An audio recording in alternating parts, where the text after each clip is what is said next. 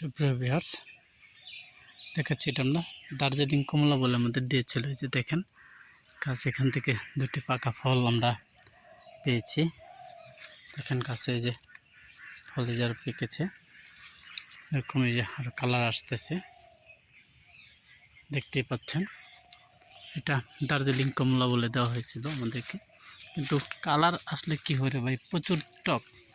এটা টক প্রচুর ধরেছে, কেমন দেখতেই পাচ্ছেন, ফল ধরেছে প্রচুর, কিন্তু টক যার কারণে হলো।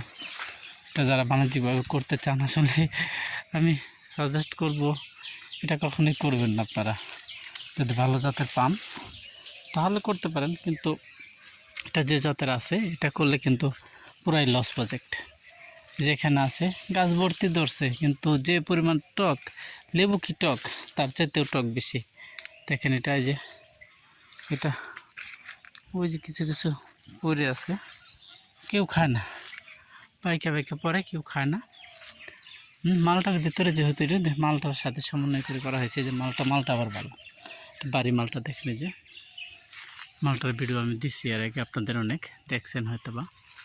মালটা কী পরিমাণ ধরছে সেটা যে দেখেন, একের সাথে দুই সমন্বয় করে দেখেন। এখানে আপনারা হয়তো ভাববেন যে এক গাছে ভালো তাই দেখেছি, তা না। প্রত্যেক গাছে এরকম মালটা আপনি দেখেন, উঁচা করা যায় না। মালটা সম্পূর্ণ গাছে, সম্পূর্ণ বাগানেই দেখাচ্ছে আমি। যে এখানে দেখেন, দেখবেন সব দিকে মালটা, যে দেখেন কি পরিমাণ ধরেছে। দাম তেমন নাই, যার কারণে একটু এবার লস হবে না, কিন্তু 350 গাছ রয়েছে, আশা করি ভালো কিছু হবে ইনশাল্লাহ।